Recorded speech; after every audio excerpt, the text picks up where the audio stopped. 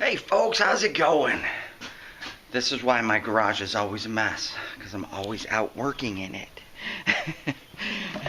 I bring home treasure. Look at that bottle, isn't that sweet? That's that R.S. Edmiston and Sons milk bottle, cleaned up nice. What I do is I wash them out, clean them, put them in a bucket of dishwashing soap, and get the gunk off and all that. But you see the rust that's in there? And what I do after that is I take it and put it in a bucket of muriatic acid. This stuff right here. Muriatic acid. And what that does is that eats away that rust. And then I'll take and put my bottles in another bucket of Windex mixed with water. And what that does is create that nice sparkly exterior. Nice and clean and shiny. Yeah. Look at that buffalo. Look how that turned out. Oh, that is gorgeous. Look at that. Double-sided. Not a scratch on it. Amazing. Let's see. What do we got in there? We got a bunch of Cokes and just cleaned up that nice OC Orange Crush bottle. And medicines. Oh, there's the candlestick right there. I think that was actually the top of a jar or something, so that's going to be really cool. We'll get some muriatic acid on that and clean it up. You see the white fuzziness on it? Yeah, that needs to come off. We need to get back down to that nice crystal. That's a really nice piece right there. Yeah. Super. What else we got in there? Just a bunch of... This is the Christmas Coke that I got from hunting with my buddy Brent up there in north central North Carolina. This one's from Chester, South Carolina. Look at the color of it. Interesting. And there was one more, I think, that I got. Yeah, the Memphis, Tennessee. A little banged up. But it's still a Christmas Coke. So all this white, you can see it, all that white stuff and everything, it'll all come off with muriatic acid. Leave the bottles nice and crystal clear. And those are all the bottles that I brought back yesterday. I think that 1915 had a little bit of damage to it. Or was that the Christmas Coke? That was the Christmas Coke. Yeah, had a little damage. I like those clear ones because they are the older ones. And then they went to that nice aqua color. Yeah, so. Alright, I'll show you what I clean up as I clean them. Boy, that ginger ale just turned out perfect. Look at that. Beautiful bottle. Pretty color, too. Nice. If you remember that Orange Crush I found yesterday that I said was a little bit older than the other ones that I had found. And the reason why I said that is, one, because of the size, its shape, and two, there are little air bubbles in this glass. You can just see it right there. There's one. Now, air bubbles, they fixed that process. I believe it was 1921-ish. That's from Statesville, North Carolina. And that's a beautiful Orange Crush. And here is, here's another one I found in the same area, but a little bit newer than that one. Yeah. And you see how it's kind of yellowish? It's kind of, it depends on what material gets in it. If it's rusty material, it'll get in there and it'll bleed the rust onto the face of the glass or onto the surface of the glass. So muriatic acid will get all that off. This one was found in the sand, so it cleaned up real nice. Didn't even need to scrub it. I just use simple tools. I use a metal brush, just scrape the bottle and clean off as much as I can, and a bunch of little doodads to get inside and clean and stuff. I keep it real simple. You know, it doesn't take rocket science to clean a bottle, but to make them nice, you know, you got to know the little tricks, the muriatic acid and the Windex and stuff. So, yeah. And there is the Caravan flavors. It has camels and palm tree on it, and you know, that one turned out real nice too. Just has a little bit of rustiness going on inside, and we'll get that out with muriatic acid. Oh, this one was grape. Nice. I believe this was Cheer Wine or Cheer Wine Company. I think it might even say on the bottom. I don't know. Yeah, Cheer Wine. Yep. Cheer Wine Company came up with the Caravan flavors out of Charlotte, North Carolina. Yep. And there is a 1923 Christmas Coke, Concord, North Carolina. Those are the colors that I find in here. Nice greenish colors. Yep, from Concord. Has a little bit of rust inside. You know, I try to scrape it off as much as I can, but that muriatic acid just eats it right off. Doesn't even harm the glass, so, you know, it's safe in the glass. And this is that nice embalming fluid, the Esco embalming. It's kind of tinged yellow a little bit. It's interesting. How much would you need for one body? It has 16 graduated marks on it, so I'm curious to know how much one body would actually need. And, you know, this was probably used on somebody, or 2 or 3 people back in that day. And I have the bottle, so yeah, interesting. This one's worth $25 on the market right now. One just sold not too long ago. And I have a collection of embalming fluids, so they're different, they're odd, you know. Yeah, this is also an embalming fluid, a Champion company, Springfield, Ohio, and this is a little bit different than the ones that I found previously. This one has concave sides, and it's graduated to the number 15, and it says complies with all state laws, and that's in ounces, and that's worth about $12 right there. It needs to be cleaned up a lot more. There's a lot of rust in this one. I'll have to figure out how many bodies that one bottle would actually supply. I imagine 2 or 3 would make sense. About 5 ounces each, maybe. I don't know. I'll have to ask a professional. One of those interesting questions. And there's another nice little buffalo. It has both sides. From Charlotte, North Carolina. It has a little bit of case wear. You can see it up on the lip there, the neck, and on the buffalo. Just a little bit of case wear. Not bad. Super. And that one is an RV Pierce MD. I don't believe I looked that one up. I think I just grabbed this one. It's from Buffalo, New York. I think I just grabbed it off one of the top layers and just threw it in my bag. Now you see it has a lot of rust spots on it. Now I'm not going to try to sit here and use my wire brush and get all that off. Not when muriatic acid will eat it right off for me. Just get all the dirt out of it as much as you can. Buffalo, New York. That's a city close to my hometown in Syracuse. Yep. You see how nice these ambers turn out? And that's why that's my favorite color right there. I love a good amber. They're just beautiful. The way the colors come through them. Some kind of medicine. Corked up. Yep. So here's that little aqua jar that I found. I haven't opened it up yet. I just started cleaning the top. And, you know, if you do it carefully enough and the right way, you can actually save these tops that belong to them. And that's a nice top right there. That goes with this little jar. I can't see the maker's mark. It looks like a triangle with something.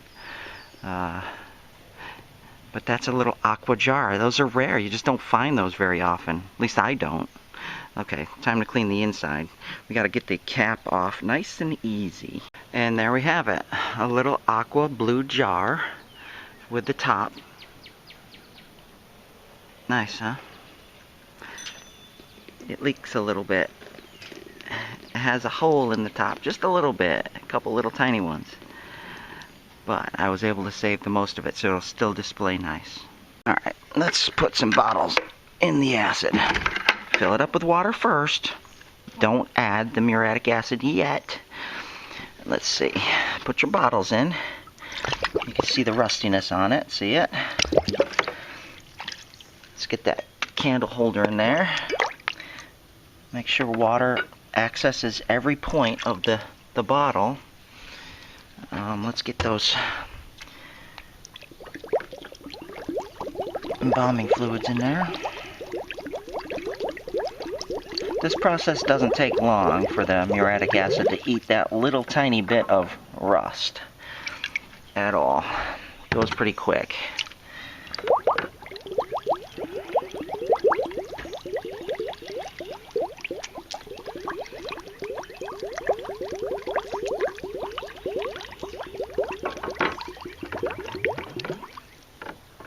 Alright, let me put these in here and I'll get back to you. Okay, now I like to take full advantage of the muriatic acid that I use, so I fill it up with bottles, but the key here with this process is the bottles have to be facing up. At least enough so that that muriatic acid can get inside the bottle. Yes. And let's see, I got a nice one right there. Now, do not add metal to this, because if you put metal in there, it's going to disintegrate. Watch your eyes when you put this in. I put just enough where I can start to see it cloud. Right there. There we go. Once it starts clouding up like that, it's going to mix and it's going to go down into the bottles and it's going to start eating away all that rust. That one's turning purple already. Wow. Interesting. And that's it. You just leave them for a day or two and come back and clean your bottles again, wash them out, and the rust is gone. And then you do the same thing with a bucket, water, Windex, and you let them sit in that just for a day or two, and then you take them out. They're done. Alright, so my next task. I gotta clean my motorcycle because I had an accident yesterday. Well, not so much an accident, but a little bit of fall. It didn't break anything, but it probably loosened stuff up. Yeah. And it twisted things a little bit, so I gotta go and tighten things back up on it. I was trying to go up this hill from the bottle dump that I was at. I was going up this hill, and it was just wet and just full of weeds and stuff. And my tires, they're knobby tires, but they're only 50% off-road and 50% on-road, so they do slip. They don't grip like 100% off-road tires. And sure enough, spun me out. Boom! Landed right on my side. It's not the first time. I do have a few scratches in it. This is a 2018, and 2 weeks after I got the bike in Oklahoma, I'm going through this little like concrete flat road bridge type. I guess they call it a bridge. It's not even a bridge. It's just water goes over the top of it. Matter of fact, it's in one of my videos. You should check it out. I was going down. I was on a relic hunt, and I was going down, and I stopped, and I looked at the water. I was like, yeah, it should be all right. Well, I started to go through real slow. I mean, super slow. And I didn't anticipate all the green slime that was on the concrete, and boom, right over. 2 weeks old, brand new, on its side, in the water. You should check out that video. It's awesome. But but I gotta clean it up, and I gotta adjust some things on it, and just double check, make sure I didn't break anything, because I travel a lot with this bike, and it has to be mechanically sound. That's what gets me in and out of the woods where I need to be all the time. Yes. Also wanted to mention, you know, I've said this before in the past, and I am in public relations. That is my profession. That is what I do. Public relations, communications, marketing, not so much marketing. I look down on marketing, publicity, stuff like that. Because I'm in public relations and communications, who I align myself with on YouTube or anywhere digitally in the internet market, as you would, I have to be very careful, because I don't want to put my name with anybody who's not trustworthy. And you know, that's because I deal a lot with the FCC. Federal Communications is big, and I have to manage what I do. And plus, I just don't want my name associated with untrustworthy things, people, or their ventures and businesses. But I was contacted by a gentleman named Chuck Christopher just last night, and he said, hey, you should check out my website, and if you like it, you know, jump on board, and if you would, promote us in your videos. And I said, okay. And you know, me being in public relations and communications, I'm going to do my research. And I did my research. I checked into the company. I checked into Mr. Chuck Christopher as well. Checked into everything I could check into. Awesome. Very awesome mission. Everything was just awesome about it. And so I agreed. I said, all right. I became a member, and I'm going to promote his site for you and me, because I'm now a member of it, because of the mission. The mission of this site is to bring bottle diggers and relic hunters, metal detectorists together, no matter where you are. You could find somebody on this website that lives close to you, in a county, in a town, and you can have a digging buddy. You can have a metal detecting buddy. You can have somebody to go out with and hunt. And that is very important, because I can mention a few moments in the woods when I've been alone, and I probably should have had a buddy with me, because there's some scary things. And I'll tell you one story after I tell you the website. It's called findadigging.buddy.com. findadigging.buddy.com. I don't promote a lot of companies. I don't promote a lot of things. You won't see me selling all this stuff on my website like most of these other detectorists do. And they sold out to Garrett's, and they all carry a Garrett's, and you know, I don't do that, you know. So I promote who I believe should be promoted. And this site, findadigging.buddy.com. They also have Find a Fishing Buddy, Find a Hunting Buddy, but Find a Digging Buddy is awesome for us.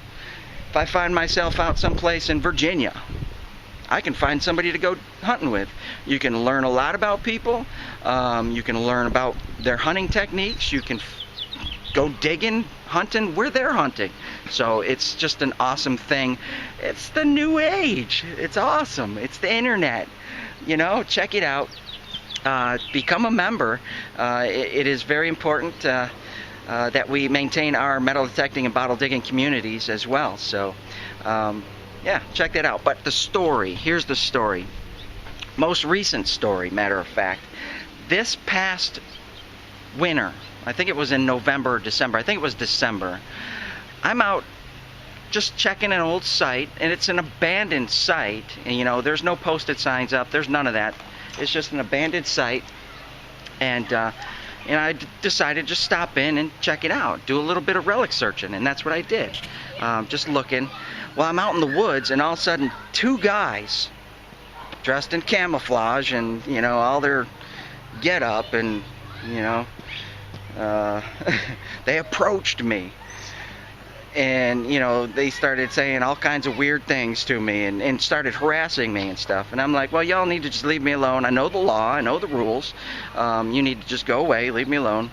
Well, they didn't. One guy tried to grab my arms and hold me there.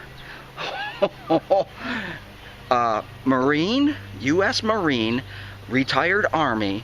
I know a thing or two about hand-to-hand combatives and how to destroy somebody instantly if I need to. I pulled my Bowie knife. I had to. I was just that close to using it. What gives people the right to approach you, harass you, and then try to physically hold you? No matter what you're doing, they don't have the right to do that. Ever. Ever. If I had a buddy with me, that would have been great. But anyways, I ended up calling the cops on them. Hopefully they're on probation, which they probably will be. Or they probably are. Because you just don't do that stuff. I wasn't in the wrong. I was doing everything I should be doing. And they were in the wrong. But make sure you have a buddy. If you need a buddy, go to Find a Buddy, findadigging-buddy.com. Awesome. Now I gotta get to cleaning my bike. Thanks for watching. I'll see you when I go hunting.